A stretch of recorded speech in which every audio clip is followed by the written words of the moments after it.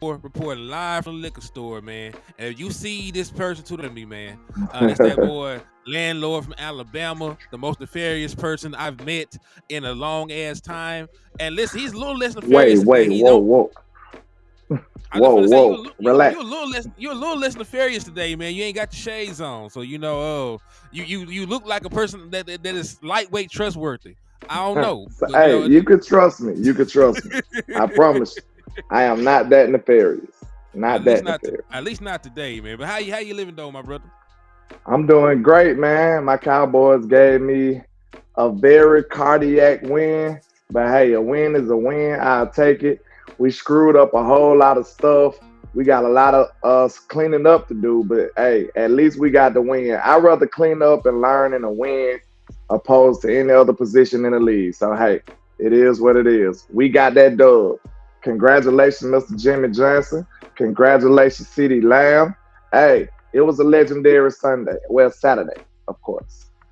Yeah, it was a legendary Saturday. Man, because of that, it's a victory Sunday, man. Victory Sunday over here in the liquor store. We're gonna pop bottles. Hey, victory Sunday in the trap. We got the pack in. Hey, so Yes, everything's sir. wonderful, man. Everything wonderful. So, hey, real quick, I need everybody in the chat box on all platforms. I need y'all to hit them like buttons. The more likes we get on these videos, the more these platforms will push it and show us love. We need y'all to share the content. You know that I believe in manifestation, so share it six Run it up. times.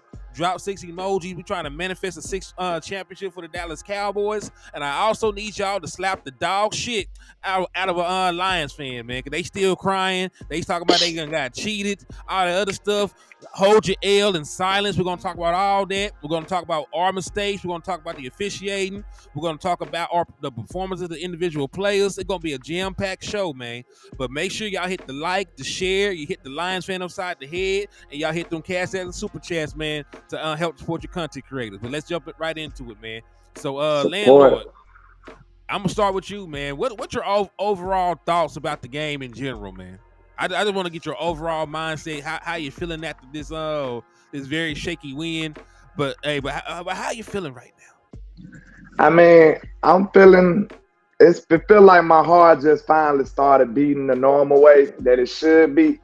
You know, the cardiac Cowboys came back to life, you know what I'm saying? Usually they at home we usually handle business, take care of business, but with a better team, it looked like we got back to some of our old errors and custom mistakes. These custom mistakes I talk about, they came back again. They arose again out of the dead, man. So hey, I just felt like we had a lot of mistakes, but we was playing a good, formidable team, and we still got the dub. So I think that's kind of impressive at the end of the day. We left a lot of points on the board. We left a lot of, you know what I'm saying, a lot of stuff on the board, and we still got the win.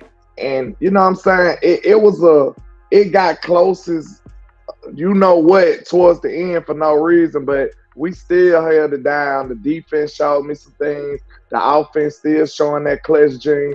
I got a lot of positives coming out of this game and a lot of cleanup too. So this is a great coach game. This is a coach game right here. You know what I'm saying? This is a coaching game. We finna see what our coaches made of for real. This is a perfect opportunity for our coaches. They got a lot of stuff to fuss about. They got a lot of stuff to work with. So this is a coach's dream type of win right here. Mm-hmm. It's definitely a win that you ain't gonna just hang your hat on or anything like that. This is definitely a teach tape kind of thing. You know, you can Yeah. definitely take this, break this down, show. Of course, you always show the good and give flowers for that. But you know, you'll also show like, hey, we messed up here, and really, it's about the mistakes that took points off of the board for the Dallas Cowboys. You know, cause we talked about the first interception. You know, the only interception for Dak Prescott last night. Because CeeDee Lamb signaled for the ball in the scramble drill. Hey, shout out to my boy Terrence for the $5 cash app, man. Thank you for the love and support, and I appreciate Salute. you for rocking out with me over here in the liquor store, man. It goes a We long way. It appreciate helps. Indeed, appreciate that shit for real. appreciate you. But like, yeah, he threw the mailbox open. You know, he threw the mailbox open. And the thing about it, I don't believe CeeDee Lamb knew where the safety was. You know, CeeDee Lamb signaled for the ball, and he went up for the ball like it was going to be uncontested, like we spoke about. but the safety was able to come down, undercut it, and make a play.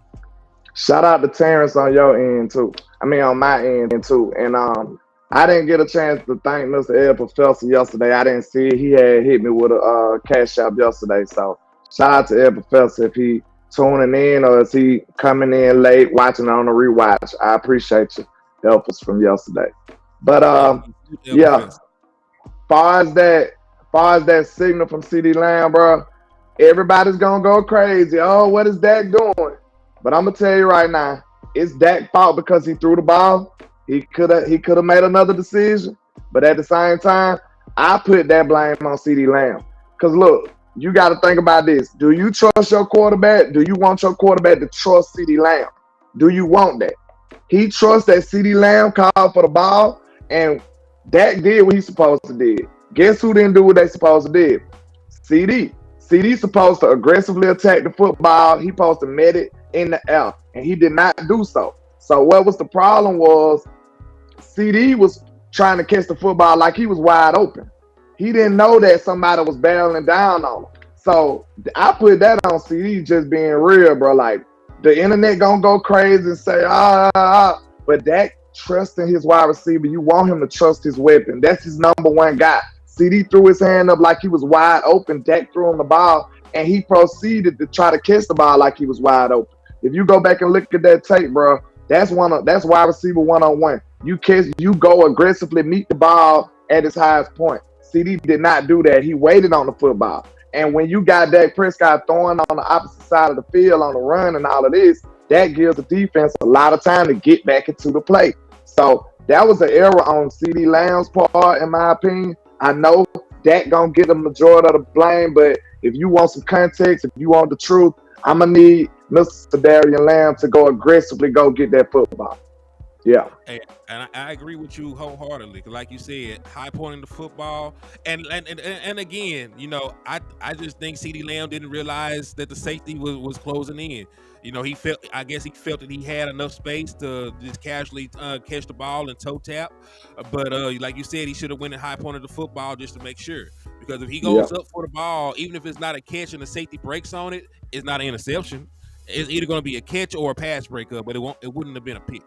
So yes, you're very correct with that analysis, especially from a former wide receiver. That's why I went ahead and let you cook on that one. Yeah. So he damn sure made up for it. And if y'all don't follow me on Twitter, y'all gotta follow us. Y'all gotta follow LHTM. If you want in-game stuff, that's how we be communicating to the world while we watching the game. So make sure you follow me, the Nefarious One on Twitter. Drop yours in so we can make sure they come holler. Yeah, man, and mine is More Henny, MoorHenny. If you add More Henny, you'll find HTM Sports. I'm on there talking crazy the majority of the time, arguing with people and everything else under the sun. So just don't read too much. I might get canceled one day, so just know it was their fault, not mine. They were talking too crazy, so I had to. When they go low, I go lower. See what made me think of that was because Miss TA said he damn sure made up for it. Miss TA, as soon as he did it, I was like, "Hey CD, I'm gonna need them back. You owe us one." And hey, CD went and got us one. As soon as I told Dak, "Hey, you owe me one," Dak went and threw the 92-yard bomb. So hey, our team responds, man. I love it. They tripping in the chat box. Hey, DC for Life said he came here. He reporting eligible. Yeah, hey, somebody said I finally get to see Landlord without his shades on. Yeah, this is me, with the naked face. It is what it is. So that was one miscue though, the 3 points, because they were in Brandon Aubrey range. So if there was an incompletion or Dak kept it and ran for the first down, we would at least been guaranteed 3 points there. So let's move talk about the next miscue that happened in regards to CeeDee Lamb. They had a perfect drive going. They were in position to go up in that game 14-3. That's the context I want y'all to understand. Disregard the first interception. We were in prime position to go up 14-3 on the Lions. That probably would have took them out of their original game plan of running the football. Can we pause right there? Go ahead. Can we pause right there? I know everybody gonna dog Mike McCarthy, but look at the position he had you in. That offense was cooking, bro. That went on Mike McCarthy. He did a lot of crazy stuff that we will hold him accountable for. But hey, he draw you down the field. That what you want him to do? But continue, because that offense was cooking. I agree with you on that, and that's what I did say. You know, because people were dragging about McCarthy on Twitter. I did have to say, to be fair to Mike McCarthy, there was a lot of shit that happened that had nothing to do with him. Like I said, Mike McCarthy did not go out there and throw no interception. Mike McCarthy did not fumble out the back of the end zone. We're going to talk about another miscue after this one. Tony Pollard dropped what would have been a touchdown or at least a huge gain. Did Mike McCarthy do that? Yeah. No, so like that's all I'm asking. No, Mike McCarthy didn't do none of that. So like there was some stuff that was sort of questionable, and I even got context for that I'll pull up. And then we'll pull up when we get to it. But you know, like Mike McCarthy was not as bad as people say he was. There were some things that bothered me about some of the play calling, but outside of like that one thing that I'm very nitpicky about because I am an analytics kind of nigga. Like he did better than we give him credit for. But back to the play in question. Like Cowboys Gumbo said, the running the ball, throwing the ball late, hey, I can't take up for him on that. That was stupid. So yeah, I'm with y'all on that. He will be held accountable for that. He will, but I also got context for that and make it look. It don't even make it look as bad once you hear what Dak had to say about it. Okay. So let's do it. I got everything covered, but let's get to this CeeDee Lamb fumble out the back of the end zone. Now I know some people say it's a bad. I don't want to get to it. Nah, we gonna talk about it. Some people say it's a bad rule. It's a bad rule, worst rule of football. Fuck it, I don't mind it because hold on to the goddamn ball. That's all you got to do. Hold on to the ball, and listen, we won a game off of that before. You remember in the Oakland game, Derek Carr fumbled out the back of the end zone trying to be Superman, and we ended up winning that game because all we had to do was kneel it out. Yeah. So it's done cost us before, and it's been working in our favor before. You gotta have some repercussion. For fumbling the ball out the back of the end zone. The end zone is a special place on the football field. The moment you break the plane on offense is a touchdown. The moment that you get tackled back there on defense is a safety. It always has special rules. So I'm not mad at the rule, but what I will say about CeeDee Lamb, I know you were trying to make a play, and matter of fact, as crazy that was the catch that put him past Michael Irvin in receptions. So that was the catch to put him past Michael Irvin, and I could tell CD was kind of in his head. I thought you was finished. Go ahead. Nah, you okay? Go ahead with that train of thought because that I just was saying. Yeah, I just kind of think CD was in his head. Cause look, let me know. Riddle me this: one of them when he was about to pass him with the yardage, he dropped the ball. Mm-hmm. Then when he was about to pass him with the catches, he fumbled the ball in the end zone. Don't that sound like somebody is in their head? He was 1 yard away at first. And he knew for a fact, once he caught this ball, he was going to be ahead of him. So if he dropped like 2 balls in a row, that ain't even like CD, bro. Come on. That ain't even like CD. One of them was a kind of hard pass. It was kind of behind. But, CeeDee Lamb make that catch. But I think he just had some butterflies in his stomach, little bubble guts, you know what I'm saying? Was a little nervous about breaking that record. But, hey, he still had a phenomenal day for the rest of the day. He made up for it, though, really, he did. It was he had a pivotal mistake, but he made up for it. We were talking about the mistakes. I do want to just stop and first and foremost salute CeeDee Lamb for breaking every record imaginable. Yesterday, he was on an all Madden tear. CeeDee Lamb ended the game 17 targets, 13 catches, 227 total yards, and 1 touchdown. Should have been 2, but like I said, hold on to the football. So he more than made up for it. CeeDee Lamb was really your entire offense. Him and Dak Prescott were going crazy.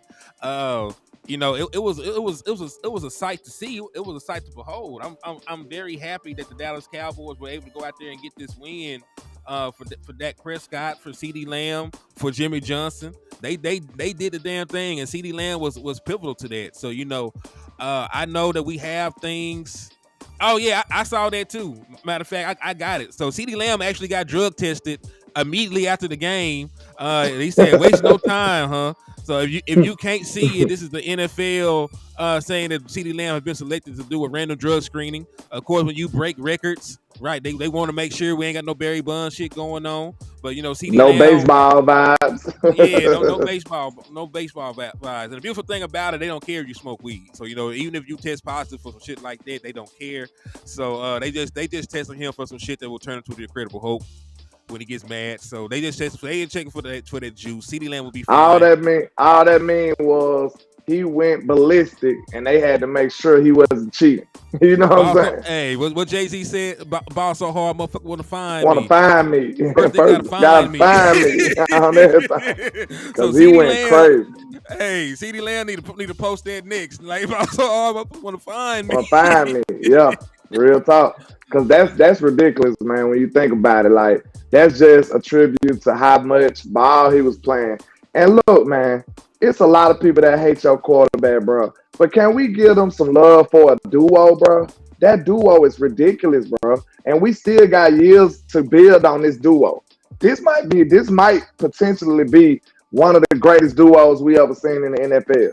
Like, for real. And it's just like the growing stage, they still growing. How many complete seasons he played with CD? Not even that many. Not many, because you got to remember, because Dak Prescott in 2020 was CeeDee Lamb's rookie season. Dak Prescott only played 5 games. 2021, CeeDee Lamb missed a game and a half because of a head injury. Dak Prescott missed the game, so they didn't play a full season then. And we also know that the season prior, Dak Prescott missed 5 games with a broken thumb, so they only played 12 games together at that point. So this was actually the first time that Dak Prescott and CeeDee Lamb played 16 consecutive games together. And look at it. Look at the results. Legendary, record-breaking results. That's crazy. And now I see people, we might as well go ahead and bring it along, hit the purge button, because people want to hate on our quarterback, so let's see how much they'll hate on our wide receiver. Y'all been trying to hype up Tyreek Hill all this time. Oh, Tyreek's the MVP because he do this and he do that. Well, now CeeDee Lamb got more yards than him, and he got more rushing yards than him. So now, do we push CeeDee Lamb for MVP? But you won't hear people talk about that, Hen, because he's a Dallas Cowboy. They want to discredit all the quarterbacks when Dak was in the league. They say, oh, it's Tyreek Hill, it's Tyreek Hill. I guarantee you won't hear none of those talking heads on BSPN, all those other stations. You won't hear them say nothing about CeeDee Lamb as your MVP, and he got the numbers and the all the numbers and everything to say so. So I want to see what they say. Is CeeDee Lamb the MVP now? If it's all about stats and numbers, let me know. I mean, it was all about stats and numbers. If it's all about stats and numbers, why Dak Prescott is still not in the MVP discussion, right? Because he had one bad game and they some haters. That's why. But let me ask you a question. This man has 32 passing touchdowns. There's not even another quarterback in the league with 30 yet, right? The dude behind him is Brock Purdy, and we know that he can lay an egg. But Dak Prescott is probably going to end the season with the most passing touchdowns. He just had another 100 rating as a passer. He just had another multiple touchdown game. He was 26 to 38. That's 68%, my nigga. He was out there throwing the. Hey, Ryan Clark is funny. He said he was out there throwing the brown off the motherfucking ball. Bro, did you see some of those throws, young? Can we talk on young Ryan Dakota for a minute when you get a chance? Like, let's do it right now before we segue back to the mistakes. Man, a 92-yard bomb off balance, and then did you see how improbable it was? Like, that play should have been over. That should have been a safety. Literally, that should have been a safety hand. And Dak still found a way off balance. But they say, hey, Dak ain't got no arm. He can't throw that, man. Like, Dak ain't got no big arm. Well, I just seen him throw a 92-yard bomb off one leg, a dot. You can't even hand the ball out better than that. That throw was magnificent. And then that probably, you want to know something crazy? That might have not even been the best throw of the day. No. That's how good your quarterback was cooking. Did you see that drop in the bucket to Cooks over there? Did you see the drop in the bucket to Cooks in the touchdown? Like, Dak was surgical, bro. And if you think about it, oh, he got the interception. I just told you with context, that really wasn't even on Dak. So if we want to get real about it, we want to really get technical. Young Ryan Dakota went ballistic. He went crazy. He had a night, honestly. And it got really kind of foggy because CD fumbled a touchdown. That would have been another touchdown. You know what I'm saying? Like, bro, Dak went crazy. He had a great game, y'all. Dak had a great game. Did you see that dot he threw to Hinder shot? No, he threw to Ferguson and he dropped it. That in the scene, that was ridiculous, bro. That was ridiculous. Dak is putting the ball anywhere he wants to right now at an elite level. Nobody in football is throwing better throws like that consistently than your quarterback. But ain't nobody gonna say it. But that's why you pay new media. That's why we love the fact that y'all keep the lights on so we can voice out the truth. Because we don't have to hide behind ain't nobody telling us what to say. We tell y'all what the truth is, and y'all help us be able to have a platform to deliver that. We ain't worried about nobody. We don't care about what they say. We know what we seen, and we know what we talking about. Our team has two of the best offensive players. One probably gonna go down as the greatest duo. It looks like it. They on the track of it. So hey, they just got these preconceived notions about Dak Prescott already because he's a Cowboys quarterback and he's Dak. They don't even want to get his man no props. They want to change the whole position of MVP again. That's just crazy. I mean, what did we expect, man? What did we expect from them, man? They don't like the Dallas Cowboys, and it's a media award, so I don't expect for them to give Dak Prescott or CeeDee Lamb MVP consideration. They don't love him like that. You know, they got guys that they like. They're going to push that agenda. They're going to talk. You know, they're going to downplay the Dallas Cowboys so they can, you know, push them. And I'm not tripping about it. But like you said, Dak Prescott was really sensational, and we're talking about the fumble out the end zone for CeeDee Lamb. You know, there really ain't much to say. Just hold on to the football. But there's another touchdown pass. But that's Yeah. So that should have been 3. I'm talk to you about the 4th touchdown that Dak Prescott could have had Tony Pollard held on to the football, because they brought a blitz and they blitzed Dak Prescott a lot all day, and he killed them with it every time. The moment he diagnosed the blitz, and that's why I say, like, the offense is different at home, because Dak Prescott, you know, he had the cadence. He can make them show the blitz before they really want to. He can sit. He like, hey, get him. We're gonna slide it over here. He get everything set up at home. But they brought a bunch of blitzes. On one such blitz, Tony Pollard was lined up against Bruce effing Irvin, who is a pass rusher. He was lined up with a pass rusher. And even better, Bruce Irvin fell.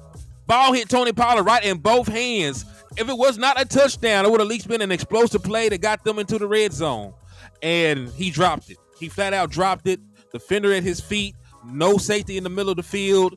Would have been an easy. Listen, I trust Tony Pollard. He's a little bit healthy. He probably would have hit his head on the goalpost. Nobody was probably going to catch Tony Pollard with a full head of steam running down there uncovered. So that's a 4th touchdown that we missed the opportunity to get because of drops or miscue. So Dak Prescott should have had a 4 touchdown game. Facts. And it's crazy, like, you know what I'm saying? It's still people out here waiting on him to have a bad day just so they can take everything he done away. If Dak go out here and have a bad game against Washington, bro, they gonna try to drag him. Oh, you're corner. That's what I thought. I told you. So I'm just trying to see, how does that make you a fan if you sitting up here waiting on his demise? Like, that's crazy. You know, him being successful is helping your team, actually. So I don't get it, bro. That actually doesn't mean it doesn't equate to being a fan. And when you really think about it, like, I don't know, bro. I don't know. It's crazy. Yeah, that's it's stupid, really, because, man, how you gonna say you a fan of a football team and you hate the main person that handled the damn ball? Like, a majority of everything that happens on the Dallas Cowboys offense is Dak Prescott. He got to throw the ball. He got to hand the ball off. He makes the blocking adjustments. You know, he makes the audibles. I don't understand. Like, if you're not a fan of if you are a fan of the Dallas Cowboys, you're supposed to like the quarterback, especially when they playing good. You know what I'm saying? I would understand if he was playing if he was playing like Cooper Rush or some shit, like if he was doing the bare minimum and we were winning games, I would understand that. But he's out there having an MVP season, leading the NFL in passing touchdowns. Got a great completion percentage. Don't even got 10 interceptions, right? Because that was only his 8th interception last night. So he's 32 touchdowns to 8 picks. One of the most efficient passers in the National Football League. And we're up here having conversations about Dak Prescott. Matter of fact, there was a radio dude trying to talk crazy about Dak Prescott after this game. There's supposed to be a Dallas Cowboy media person. Like, you're a What dumbass. did he say? What did he say?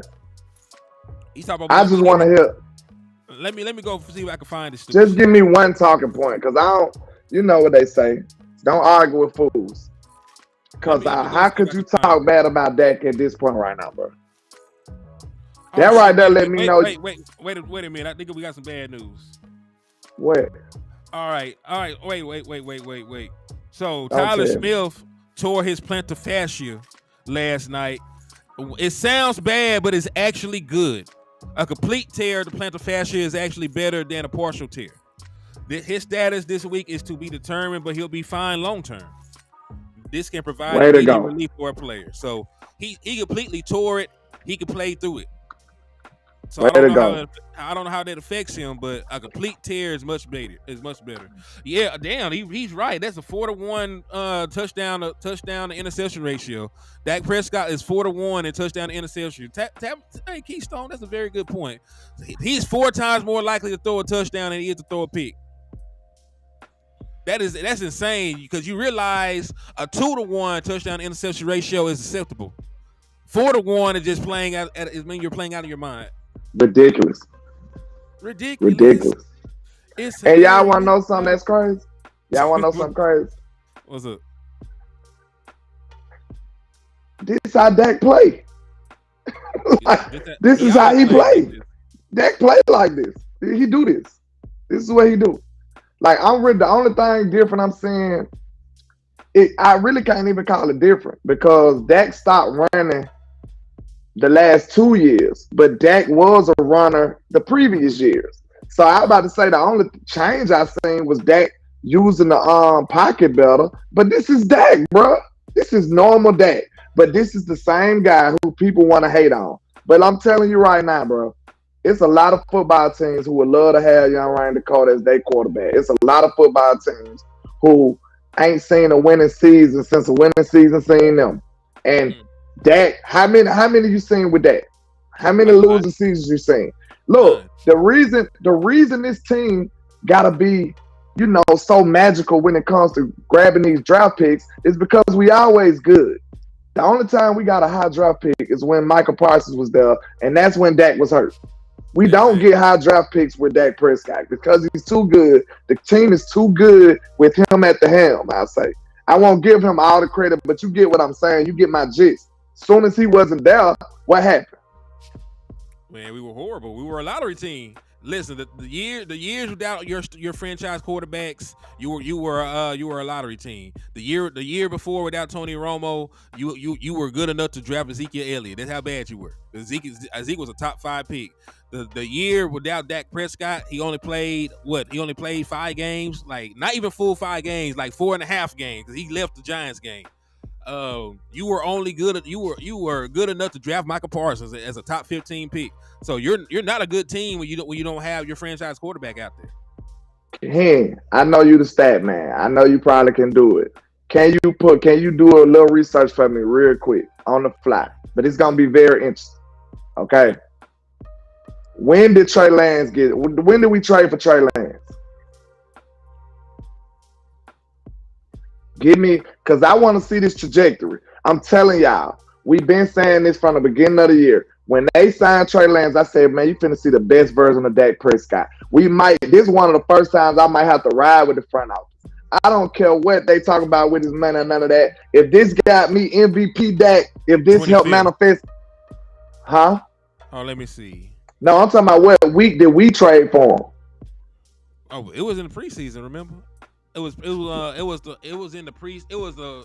right before the final preseason game. Guys, remember that was the game where Dak Prescott called the offense for our boy Will Greer. It happened right. It happened right prior to that.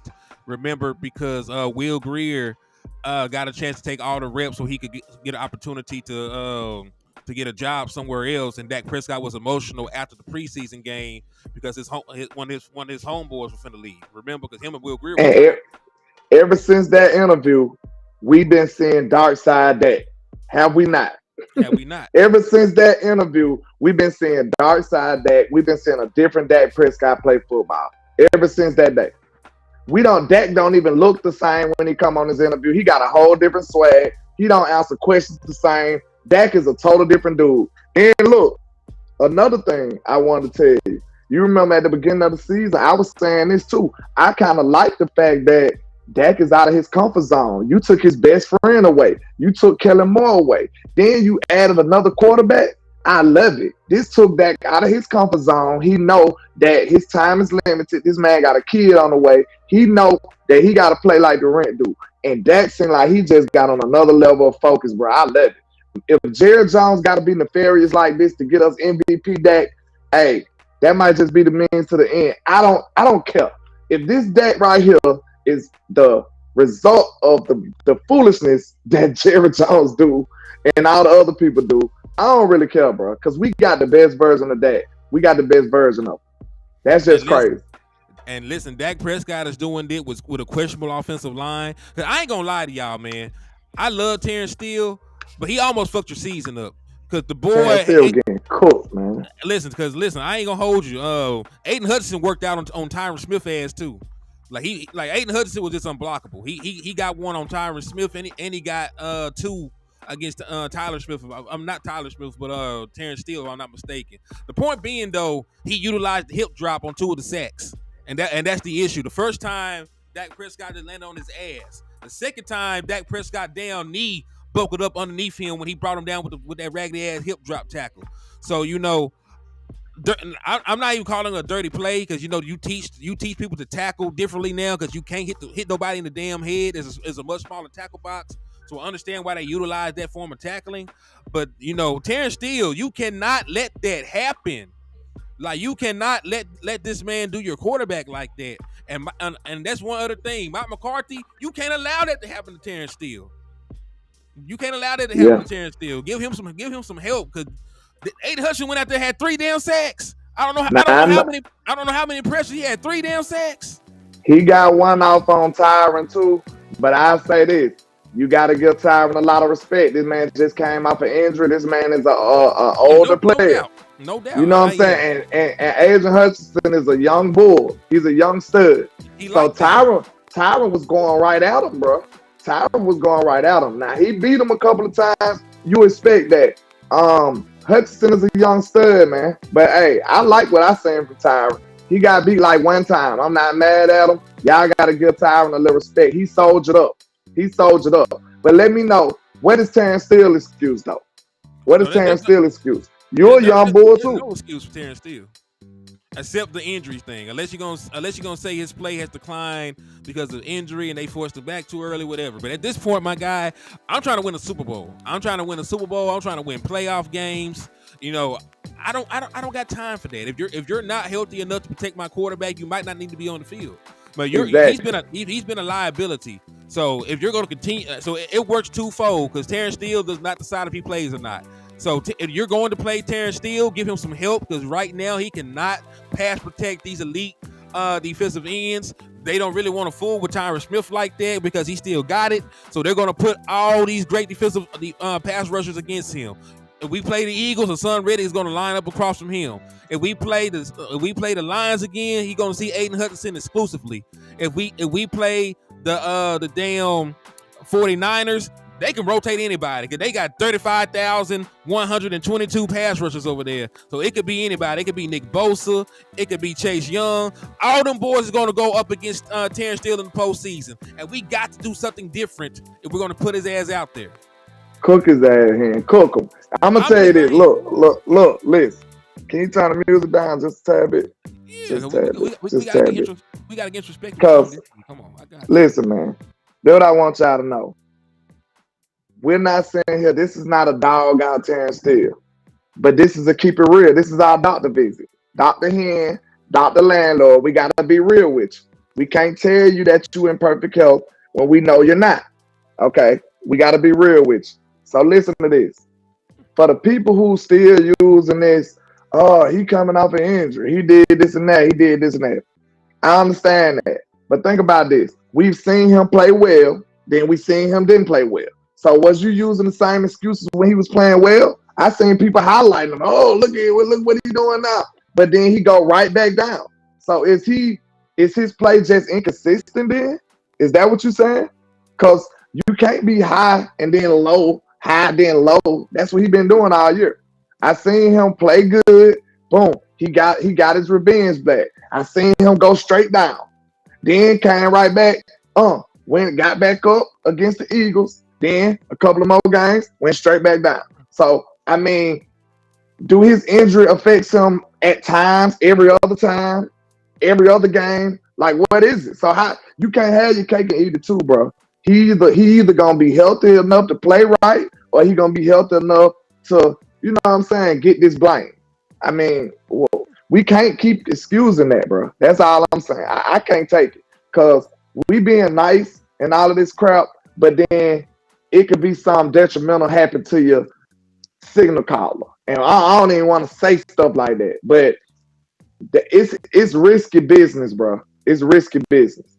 So we got into other topics to talk about on this offense because I'm ready to get to this defense because I got some people that I want to give some love to.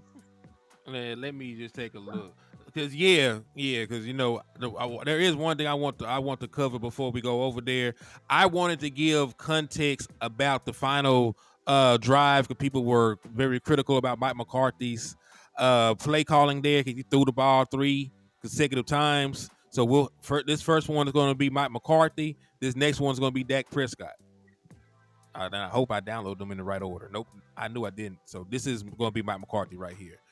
So they asked him about what the hell he was doing on the 3 consecutive passing plays after the penalty. Matter of fact, because I don't know how I want to even word this shit real quick. All right, for context, this is a freeze frame, right? I got a freeze frame from this. They called a tripping penalty on 89 when it was actually Aiden Hutchinson trying to trip Tony Pollard who got through. So for the people that talking about the penalty the other way about the shit that happened on the 2-point conversion, they would not have even been in position had this penalty not been called. Because it was going to be 2nd and 3. We were going to go down there and score another touchdown had this penalty not been called. So you see here, 89 is the one that finna get fucking tripped. They called it on him. They called a phantom 15-yard penalty against us. So this is what set up the situation that Mike McCarthy is going to be talking about. I just wanted to throw that out there real quick to add further context. So that's real. So where I think that the thing there is we're trying to put it away. I mean, obviously you call plays you feel good about, but first down was a struggle for us all day. I can't tell you how many 2nd and longs we had and penalties on first down. I've got to see it. I'm trying to still get in striking distance on 3rd down, so that was the thought. And really that was his thought because you remember you actually win the game with a first down. I want to put that into perspective. You win the game with a first down regardless of what happens. So I understand the clock management thing, but his thought process was I'm playing for the first down, so all we got to do at that point is take a knee. This is what Dak Prescott said about it. Said that's on me, honestly, because remember, on 2nd down, he chunked the ball 100,000 yards down the field to Brandon Cooks, and Brandon Cooks wasn't even there. That could kill her, bro. That could kill her. He is. He said other options were right there. Brandon had the right route, ran the right route in what was played. They brought zero pressure. They've been blitzing all the time in this game, right? When he say zero, they brought an all-out blitz. Everybody manned up, no safeties in the middle of the field. That's where we were talking about the roller coaster of emotions. That's one where I put our team in that situation, throwing that ball there. That's one I promise you that will keep me up at night tonight for sure. I will have to flush that thought. The defense ultimately saved me. That's probably why I was so anxious to get back on the field with 20 seconds and redeem myself and get another opportunity. That's the point about this being a complimentary win and us doing it together. That wasn't the smartest or best play by me, and obviously the defense helped me out. So there were guys open on the play call. So we can criticize Mike McCarthy for the play call, but Dak Prescott made the wrong read. So because on this play, Brandon Cooks did get open. He just ran a different route than Dak Prescott. Jake Ferguson also got open, and that was something that he talked about later on in the interview. So there were two options open that would have made it third and short and gave you the possibility to end the game. So So if Dak Prescott wants to take responsibility for it, I'm gonna let him. You know what I mean? I mean, I'm gonna ask Roy Texas. I understand what he said. He said, I mean, it was on Dak ultimately, but you should run the ball, play caller, or quarterback. That's true. But at the same time, did you hear the context? One first down, it was ball game. Yeah. One first down, it was ball game. That's you know what I'm saying? That's a decision you got to make. And people criticize Mike McCarthy for being conservative.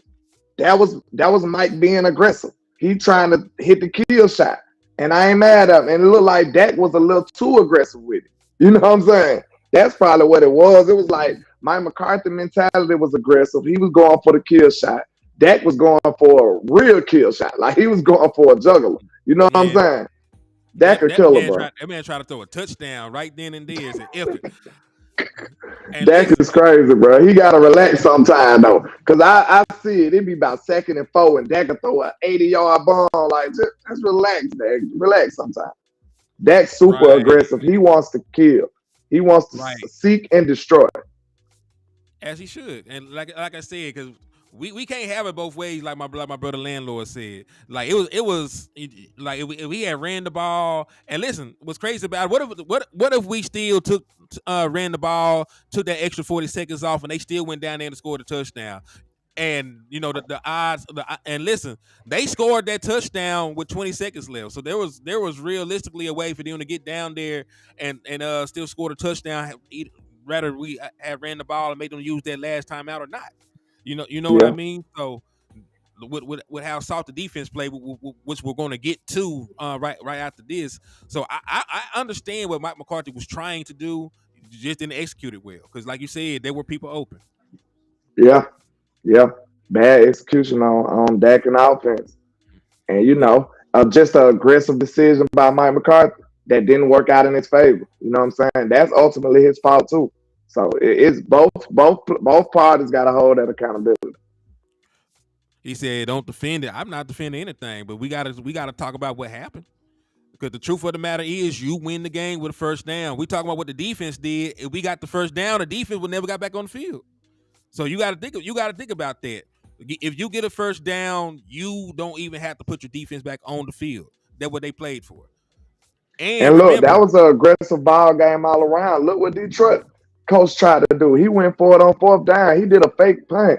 Like this was a real, like, you know, a dog fight low key. You know what I'm saying? They did a fake punt, man. You know what I'm saying? Like, so do you think they are playing aggressive? Do you think their mentality was aggressive? Yeah, it's obvious. And remember, they still used their timeouts. It's just they would have had to use that timeout earlier on their drive. Because remember, had we ran the ball, they still would have got the damn ball back. They would have got the ball back with like 1:01 left. Right? So they would have had less time. But if we ran the ball, they still would have got the ball back. They still would have got the ball back. They still used up all their timeouts on that drive that we had.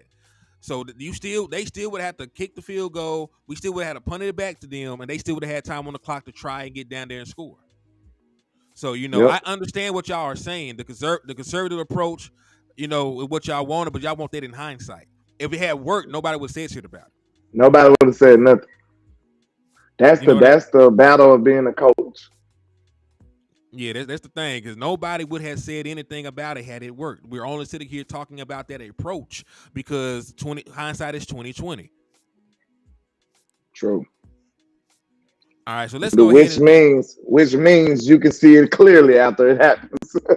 Facts. Some people might not be educated. Hey, that's real talk. Go ahead and start cooking on the defense, though, man. I'm finna run and get me some more water. Okay. Well, the defense held us down in the beginning of the game, in my opinion. Throughout the game, in my opinion. You know, one person who we don't highlight that much is my boy Jordan Lewis, man. Jordan Lewis played ball. Like at the beginning of the year when he came back, we was like, what is he here for? Like a lot of people was like, man, what is Jordan Lewis gonna do? Jordan Lewis had himself a day yesterday. He was making all kind of clutch tackles. He made an interception. Jordan Lewis he was probably like one of your defensive MVPs on the day yesterday. He should have been a game ball candidate. I'm not sure who got the game ball, but Jordan Lewis should have been one of the game ball candidates, especially on defense. Jordan Lewis was sensational, man. He was doing man coverage. He was pretty much doing everything. He filled up the stat sheet. So, man, give Jordan Lewis a whole lot of credit. We really didn't even think he had a place on his roster after coming back off the injury. And it looks like he's rounding into shape, man. So that's just dope, man. I love to be wrong about a player. I love for players to shut us up and ball out because we didn't even really think he had a position on his football team no more. Because we seen how great Bland was playing, but it was mostly before Trey got hurt, though. Before Trey got hurt, we was like, what we going to do with Jordan Lewis? He didn't really have a position on his roster, but after Trey got hurt, now we like, hey, Jordan, you know what I'm saying? Send that, hey, big head text. But, man, he had himself a day, man. I was very impressed by what I seen by Jordan Lewis, man. So put some respect on his name. One of the guys from the old regime, that was dope by Jordan Lewis. Now, my other guy, DeMarcus Lawrence, D-Law, coming up with clutch play after clutch play, tackle for loss after tackle for loss.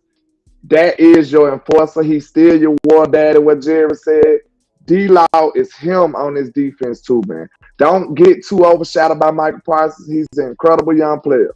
But don't disrespect D-Law, man. D-Law is a dog, bro. And I stand on it. Look, go watch film. If you watch film, you'll have a different level of appreciation for D-Law. He do everything he supposed to do on a consistent basis, and he going hard.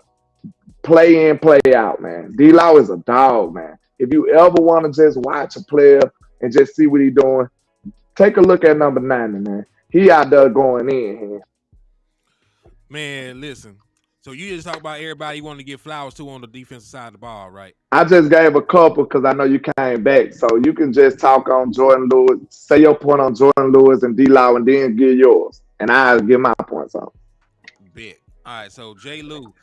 Man, listen, do you know how do you know what a year does to a person? Because we sat here in the off season, we did that mock roster build. We wanted to trade him. I forgot we wanted to trade him.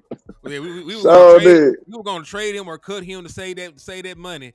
And really, Jordan Lewis being on this team saved our season because where would we be without Jordan Lewis right now after Trayvon Diggs went down? We were able to tell him what he did. Tell him what he did when you tweeted that. Oh, he went and liked it.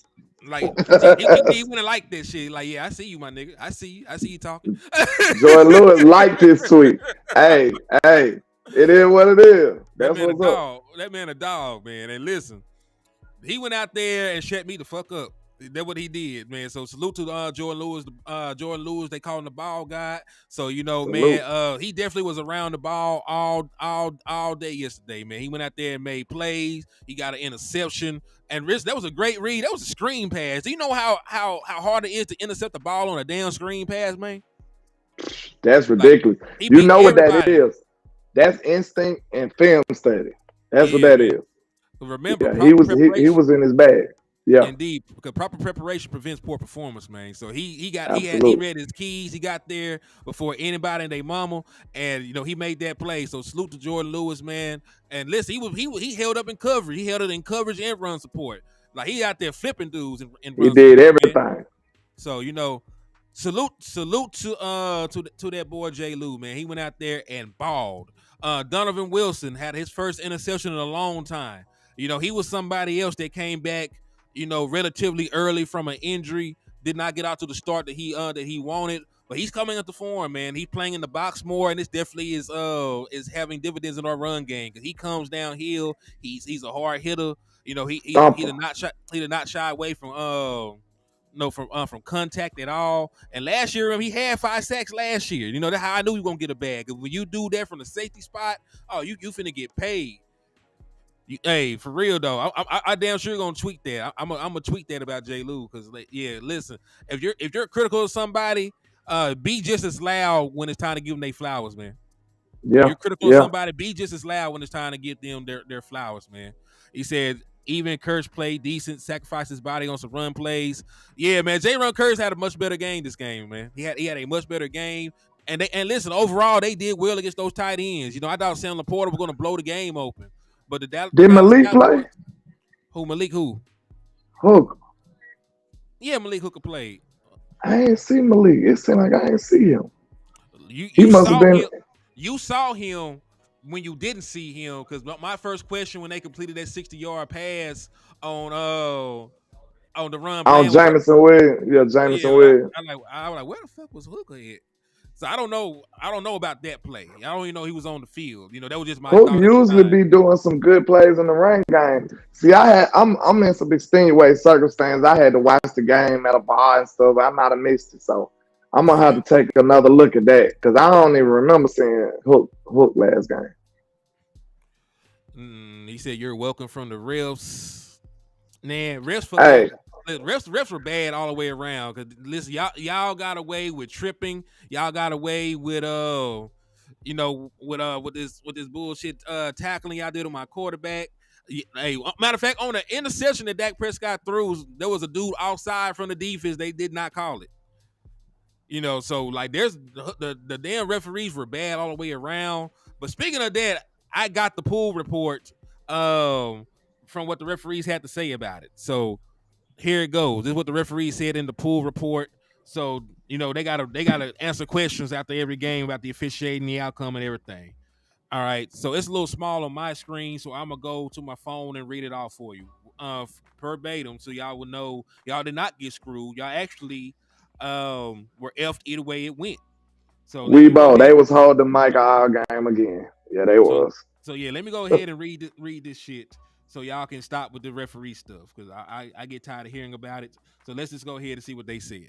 So why was there a penalty called on the 2-point conversion for an illegal touch? And Allen, the head referee, said this. So we had a situation where if you were going to have an ineligible number occupy an eligible position, you have to report that to the referee. On this particular play, number 70, who had reported during the game a couple times, reported to me as eligible. Then he lined up at the tackle position. So actually, he didn't have to report at all. Number 68, who ended up going downfield and touching the pass, did not report. Therefore, he is an ineligible touching a pass that goes beyond the line, which makes it a foul. So the issue is number 70 did report, number 68 did not. Question: there was a player that went to you just before that play. It was Decker. He was talking to you. Two linemen talking to you, and then you went to the Cowboys defensive line to speak to them. What was that conversation about? The conversation is where number 7 reports to me, and I then go to the defensive team and say to them, number 70 has reported as eligible as an eligible receiver. Because remember, the defense also has to be made aware that somebody is eligible, and they also announce it over the loudspeaker at the stadium. So over the loudspeaker at the stadium, they announced number 70. Number 70 was eligible, and they also told the defense that number 70 was eligible. They did not say over the speaker and he did not also report to the defensive unit that number 68 was eligible. So you knew before the play happened they did not consider 68 eligible. They would report everybody eligible. But let me continue to get through this. Number 70 was reported as eligible receiver. So they would be aware of who has reported, and then I returned to my position. That was the conversation with the defensive line. We noticed there were 2 flags thrown on that same play. Was there another penalty called on that play as well? Yes, because number 70 reported as eligible. He was covered up on the line of scrimmage. That makes it an illegal formation. So number 70 is an illegal person because he is covered up by rule, and number 68 catches the pass, which is also illegal. So whether or not that happened, there were 2 penalties on the play. There was a penalty for illegal formation because you covered up number 70, who you saw talking to the referee, When he reported eligible. and Yeah. you know there was a legal touching by number 68. And even if you disagree with that, You could have called a timeout and stopped it right there because remember they announced the eligible receivers that check in who normally don't be eligible. So the moment that you heard they did not say number 68 name, you should have called a damn timeout. No, you couldn't call a timeout. There was none. So you're right. So you should have either tried to got the officials' attention or something. But you knew when they called number 70 as being the only person eligible, something was wrong. If you felt that way, something was wrong at that point because they announced it over the speaker. You hear it over the speaker. Defense knew it, and also another thing that people don't even talk about: if they announce number 68 as eligible, do you think he even gets open? No. It's a damn offensive lineman. So do you think if they announced that 68 was eligible, do you think that he doesn't get covered? Somebody will cover him if they announce him eligible. They're not that stupid. So there's another question for another day. Like, do you think? Then if you pause even after the play, Micah gave y'all a penalty. They gave y'all another opportunity. I look at that as even. Facts. You're even. Calvin Jefferson on this $2 super said the Lions tried to trick us with 3 guys. It backfired. Facts. And then another reason why I don't feel sorry for these people is because he had 3 opportunities to just kick the gosh darn field goal and tie the game. But you want to be this, I'm a big crazy man. I'm so aggressive. Look at me. You want to be like that when you could have just simply tied the football game and seen what happened. That's on you. I don't have no sympathy for them. None.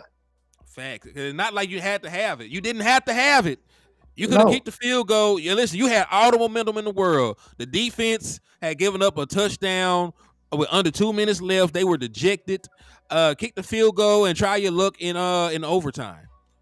You know what I'm saying? Just play defense on Dallas for 20 something seconds.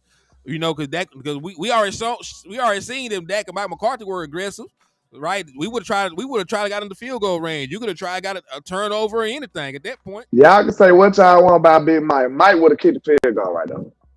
Mike would have kicked that extra point once they penalty. Mike would have kicked the field goal and tied the game. Like, no lie. Facts. Even though he had his aggressive nature, he still would have kicked the field goal. Yeah, we seen it. We seen it from Mike McCarthy in the Seattle game. Because remember, we went for it on 4th down. Dak Prescott ran in and got the touchdown. It was called back for a holding. He didn't try to go for it again. He kicked the field goal. I'm not sparing them. Yeah, I don't give a damn about them. Honestly, like the game shouldn't even been that close anyway. Like I said, the final tripping call set this up anyway. The tripping call that should not have been a tripping call set that up any damn way, right? Then if you think about it, like you said, on the third try at least, bro, you had 3 times to contemplate on not doing this. 3 times? Man, after we got that first penalty, I would have kicked the field goal. Facts. And if you would have tried straight up, and then, you know what I'm saying, once that didn't work, I would have kicked the field goal. And yeah, because like that's on him. I don't feel bad about that. That's stupid. Like Willie said, Donald pointed at him the moment he caught the damn football. Like hell no, like he can't catch that. Donald said, y'all cheat. Yeah, and that is gonna be my biggest critique of the defense though. Like you played a certain, because I don't believe in prevent defense like that. You played a certain way the entirety of the game and you shut them down. And the moment you play soft, because remember, the reason that Amon-Ra St. Brown was not involved in the game because you mugged his ass. You mugged Amon-Ra St. Brown. You made it difficult because he's a great route runner and stuff. You messed up the time on his routes and stuff all game. The moment you play soft, Amon-Ra St. Brown had I don't know how many yards and a touchdown on that final drive. So I'm not really a fan of prevent defense, especially when you play that damn soft. Like, they let them get 20-yard completions after 20-yard completion after 20-yard completion. It's stupid. That was my biggest critique of the defense, because they played a very good game until they didn't. Right, that final drive, and that go back to the criticism for last week. This is the second time that your offense gave you a lead of some sort at the end of the game, and you could not get a stop. This is even more egregious than last week, because even last week, well, at least there were 3 minutes or something left. right? Because you know, like that's hard to hold on for that damn long. You only had to hold on for a minute and 40 when they had not a single damn timeout. They running down the field to try to clock the damn ball. I ain't So gonna lie though. The way I am, I'm gonna tell the truth. I'm gonna be fair.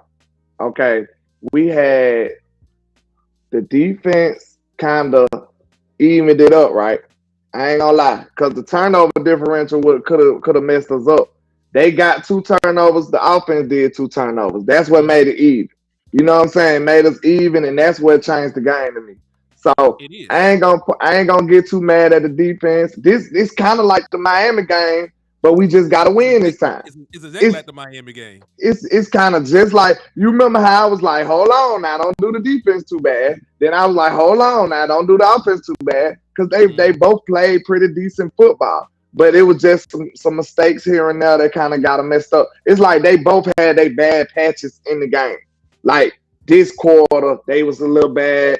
This quarter, they was a little bad. This quarter, the offense was a little bad. This quarter, the offense was a little bad. So it seemed like it was pretty even, man. Those 2 turnovers, that's what kind of saved the game, man. It's because we made some boneheaded mistakes and they kind of made up for it. You know what I'm saying? That them 2 turnovers put us on a neutral field. So I ain't gonna be too mad at the defense either, man. So they did have a drive that they gave up. I don't like the mentality of how they played it. It was crazy. Of course, mm-hmm. I'm not bailing them out, but I'm just saying the offense had they issues too. Like the defense was playing ball to me. I ain't gonna lie. If I had to pick between the two, I don't know because the offense is cooking too. This a crazy game, bro. This a crazy game. Like the offense was going ballistic, but the scoreboard don't say so. The defense Hey, was going ballistic, but they scoreboard did say so. Go ahead. yeah. I was gonna say 2 things real quick. Really, just responding to the chat. Salute to my boy Dunny Holmes. He said, "What up, Henny and Landlord? The game was phenomenal. Hey, I'm What's glad you got happening? an opportunity to go. Salute to Dunny Holmes again. He was the one that won the Cowboy versus Lion ticket in the raffle. So salute to him. That's what's And up. to Black Man, they couldn't run the clock out because you needed 1 first down to run the clock out. We had that damn phantom tripping call. So that's why he was back there trying to get into position to get a 1st down to end the game. Cause he could have ran the clock out like that. And that go back to the original point. There was some bullshit that happened. Landlord ain't lying when he said it was a crazy ass game. It was It's some crazy. it was some bullshit right here. It was this fumble right here out the back of the end zone. It was this interception when the safety made the play of his life because that was only his second career interception in like 33 games. They said he had an interception last week and he had an interception this week. So these are the Cowboys best plays of his gumbo. life. You really can't say that. Like it's just weird, bro. He said, "Nah, CD went crazy. The offense was okay. It was, but look, did the scoreboard say they was? The scoreboard said the scoreboard was like we had 7, bro. Like CD had like 200 yards and we still had like 7 points, bro. Yep. Like I said, like it's not it's the mistakes that take points off the board or puts points the other way. For the Lions, it was a 9 point swing because they didn't get the safety on Dak Prescott, so he would have got hit in the end zone for a safety. He rolled out, hit CeeDee Lamb for a touchdown. That's a 9 point swing. On That our was end, ridiculous. yeah, that was a great play. Like that's an MVP moment to me. And then on the other end, like we were talking about with CeeDee Lamb, we fumbled the ball out the back of the end zone. We were supposed to go up in that game 14-3. You would have went up 14-3 right there. Or the time when Dak threw when he threw that interception when CeeDee Lamb didn't high point the ball. That was 3 point. That was at least 3 points by Brandon Aubrey. You were right in his range. It was only like a 59-yard field goal from that spot. He would have Yeah, made it. So it's the little thing. It's a mistake here and a mistake there, and that's why you know I'm not super down on the defense. It's just you can't. That's the one cardinal rule to me, though. Like enter the game with a lead. You have to get a stop, regardless of what you did the rest of the game. That's the most important part of the game.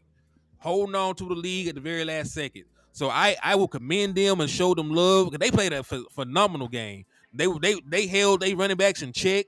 They forced turnovers.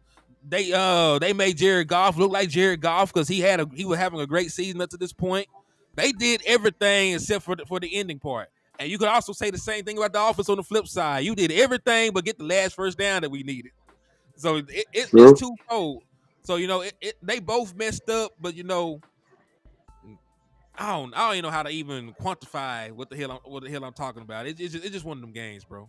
So It's one of y'all them damn Lions games. fans really in the chat in y'all feelings after y'all the ones who made the mistake? What the That's Lions crazy. fans said?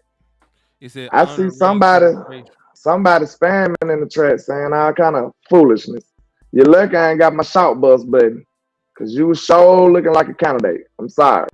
Like I have Man, no sympathy for y'all goofies. Y'all goofy. Y'all did that.